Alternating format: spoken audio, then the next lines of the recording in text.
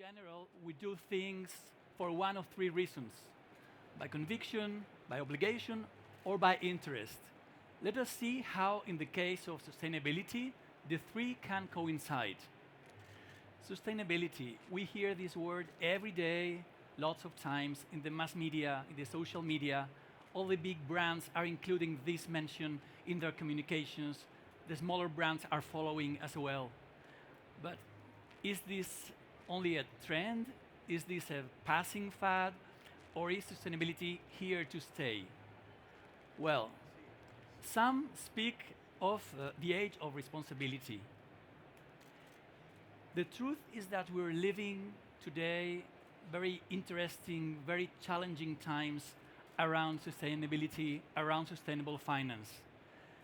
There are five big forces that are shaping sustainable finance today in the world. First of all, the global agenda. We have the Sustainable Development Goals of the United Nations. We have the Paris Agreement on climate. Both these two frameworks are pointing the path to follow in sustainability and in sustainable finance as well. I read today that around 71% of CEOs of companies around the world believe that business should play a critical role achieving these goals, but only 21% believe that in the current situation they are achieving this. So there's a long way to go.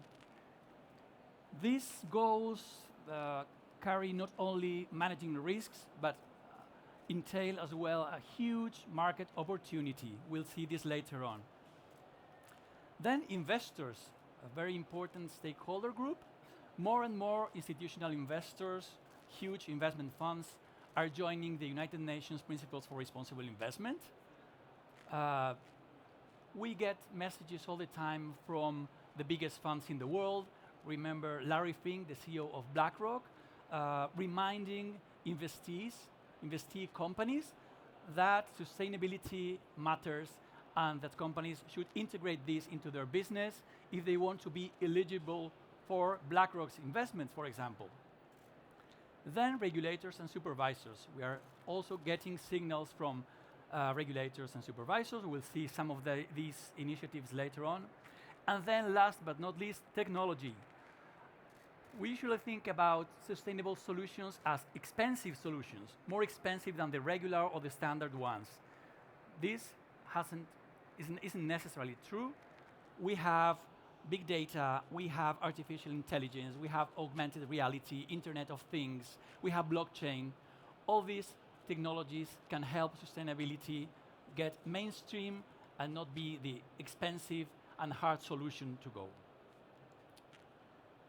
An example about the huge market opportunities around mobility, healthcare, energy efficiency, clean energies, affordable housing. Around $12 trillion are estimated that will be needed for all these activities by 2030. Here we can see the gap between the current investment in all these activities and the demand that is expected for 2030, the deadline for these Sustainable Development Goals. Of course, governments will play an important role here, multilateral development banks as well, but the private sector has a word to say. Private sector, companies, business, banks. Well, we see all the time, this is a picture of this Friday school strike.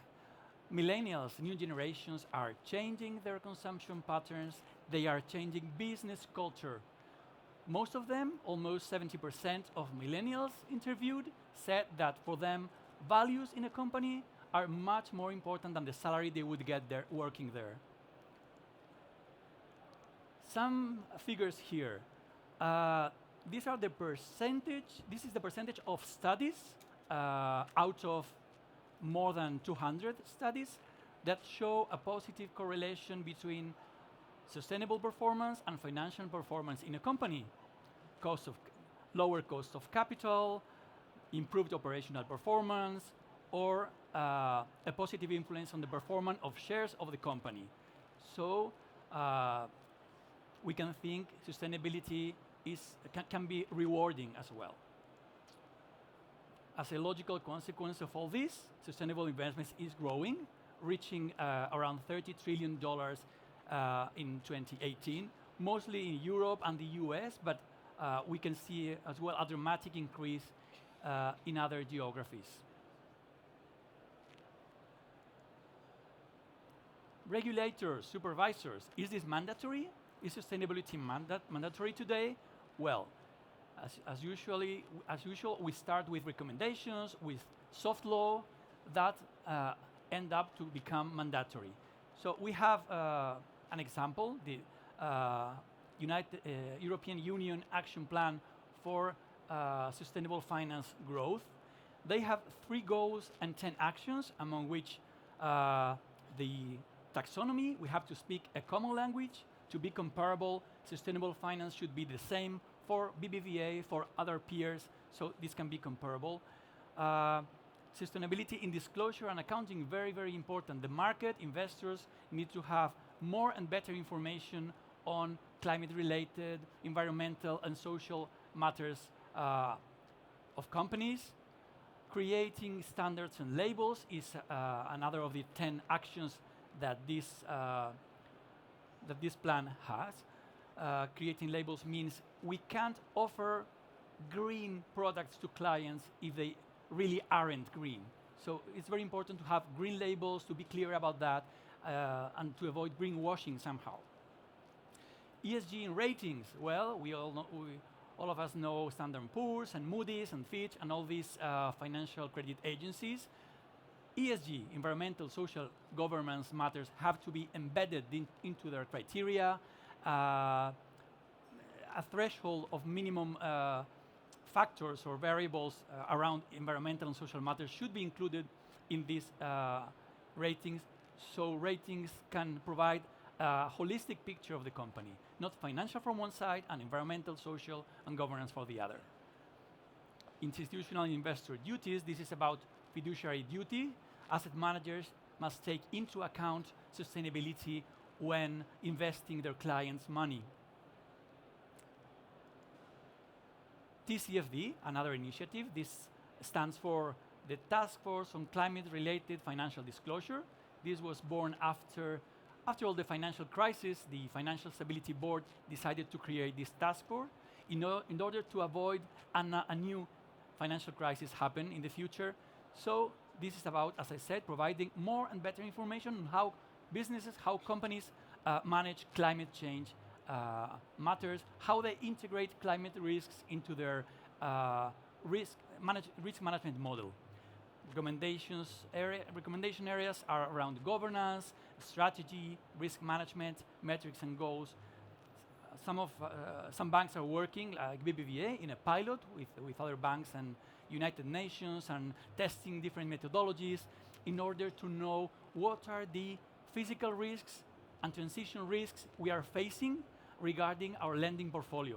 Let us think, for example, our real estate business. We have lots of mortgages in areas where a rise of sea level would mean devaluation of all those assets, all those homes or buildings. That's a risk. We have to calculate and make figures. And how are these physical risks that are already here? We've seen the Gota Fria a few weeks ago here in Spain, the worst in the last centuries. So how is this going to impact our probability of default of our loans? Transition risk. What would happen, for example, if tomorrow the European Union or whoever says that diesel is forbidden? We have lots of loans to automotive companies, so this will have, of course, an impact in our loans to this sector. So a lot of work around this very complex issue, and of course we are working on this involving our colleagues from the risk area. Very, very important. Another initiative here, the regulators, the NGFS, which is the Network for Greening the Financial System. Central banks of many countries and supervisors of other countries are working together to promote green finance, and they have said very clearly that climate risk is a source of financial risk. If this correlation wasn't clear, they have been clear about that. So how are we banks reacting to this if we have seen that it's interesting to be sustainable and that is becoming more and more mandatory? Well, banks have been developing their own self-regulation standards. We have the green bond principles, we have the social bond principles, both of them led by the International Capital Markets Association. Later, we have had the green loan principles, the sustainability-linked loan principles. This is getting more and more complex.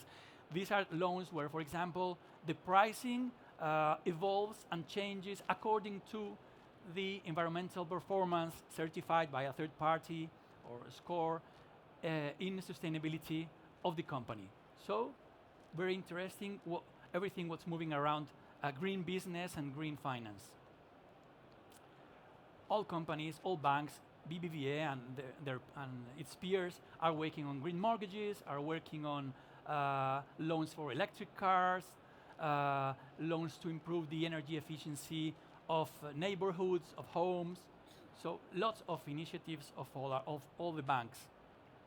Beyond green bonds that are the most common or the one that's already always named, no? There are many other solutions, financial solutions for either wholesale clients or retail clients. It is true that we have especially moved on in the wholesale markets, green loans, green bonds, social bonds, sustainability bonds. Here you can see the evolution in the last few years. There's a lot of room for improvement in this year and the next few years. The most important increase has been in the red part. The red part are the sustainability-linked loans I mentioned. These loans can be either green, either social, or both. We have some examples. Imagine, for example, a loan. One was recently granted by BBVA to Iberdrola. We can call it a just transition loan. It has a green factor and a social factor. The price evolves and is reviewed every year according to two variables. One green, which is the installed capacity in renewables by Iberdrola, and the other one which is social, the energy inclusion. So we can combine both social and green, and we can innovate regarding green and social finance, sustainable finance. How can we do all this? Banks have developed also some initiatives in coalition. Recently, 2 weeks ago, the Principles for Responsible Banking were launched in New York in the Annual Assembly of United Nations and coinciding with the Climate Summit. 30 banks, among which BBVA, started like 1.5 years or 2 years ago working on these principles, elaborating these 6 principles, and now we have 130 banks from all over the world, from the 5 continents, joining this initiative. These are the principles. They seem easy, just a short sentence per principle, but what is hard is to comply and to commit and to show progress on each of the principles. Basically, there are 6 principles, but basically which banks signing these principles commit to assess their main impacts, both positive and negative, then set targets on the most significant areas where they have impacts, both positive and negative again, and then report, be accountable with the progress made regarding the implementation of these principles and in the compliance of the targets they have set. So this is another example of how a sector initiative among banks from all over the world. What's our experience in BBVA? Well, last year, 2018, BBVA launched its strategy on climate change and sustainable finance, what we call our Pledge 2025. It has 3 pillars or vectors. One, of course, being a bank, is to finance. We commit to mobilizing up to 2025 100 billion euros in sustainable finance. This is not only green finance. An important part of this amount will go to green finance to help our clients in the transition towards a low carbon economy. Around 70% of this 100 billions will go to this. But then we include here financial inclusion, microfinance, finance to entrepreneurs, impact investment, All that is included here in this 100 billion commitment. By June 2018, we had already reached 21.8 billion, so we are on our way to achieve this goal. The second pillar is to manage. We want to reach this 100 billion, but not at any cost. We have to manage our negative impacts, both the direct and the indirect negative impacts in society, in environment. As you can imagine, the direct impact of a bank is not really relevant. We have our premises, our branches, with our greenhouse gases emissions, but this is quite low. The important impact is through our lending portfolio, through the activities we finance.